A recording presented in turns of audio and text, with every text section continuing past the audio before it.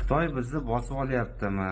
Mana shu masala, savol oxirgi kunlarda juda kun tartibiga chiqib qoldi.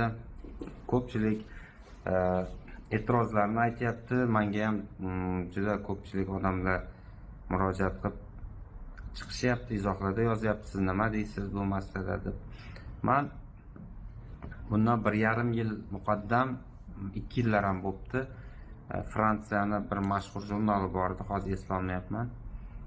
O'sha jurnalni muxbirlari kelib intervyu olganida aynan Xitoy masalasida mendan so'rashgandi va Xitoydan kirib kelayotgan investitsiyaga nisbatan munosabatimni so'rab qiziqishgan.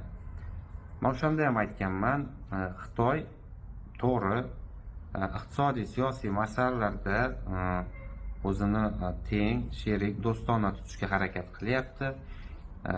Aholisi ko'plik nuqtai nazaridan va iqtisodiy imkoniyatlar shunga yo'l qo'yadiki, ular investitsiya kiritishda juda ham faol.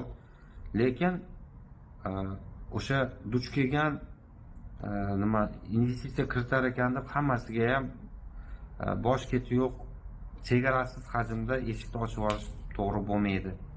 O'sha paytda ham aytganman, Xitoyni investitsiya kiritishda strategik boshqa rejasi, maqsadi yo'qmi degan savol meni doim o'ylantiradi va men to'g'ridan to'g'ri katta hajmda investitsiya kiritilaverishdan Xitoy tomonidan ehtiyot bo'lish kerak degan fikr aytganman. Haligacha shu pozitsiyadaman. Xo'p. Asosiy muammo nimada?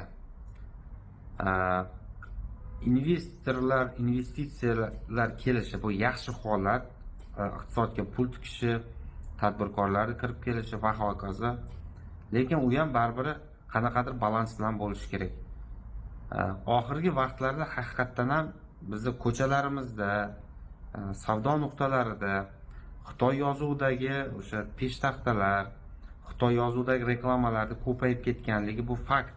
Bu bir yil emas, 3-4 oy ichida keskin darajada oshib ketdi va odamlarning haqiqatdan bu diqqatini tortyapti. Kecha ayrim rasmiy idoralar bundan vahima ko'tarish kerak emas, yo'q degan masalalarni chiqib aytdi. Va ayrim debil, o'zini siyosatchi deb o'ylaydigan debillar chiqib bu chetdan uyushtirilayotgan provokatsiya degan gapni ham aytyapti. Shunaqa aytayotgan odamlarga javob, yebsan bu gapingga deydigan javob. Sababi chetdan hech kim kelib deb reklama shitlarini Xitoy tilida yoki peshlavhalarda osib qo'yayotgani yo'q. Sal o'ylab gapirish kerak-da. Bu oddiy odamlar ko'rib turgan narsalar. Va odamlar nimaga xavotirga tushyapti? Oddiy savol. Xavotirga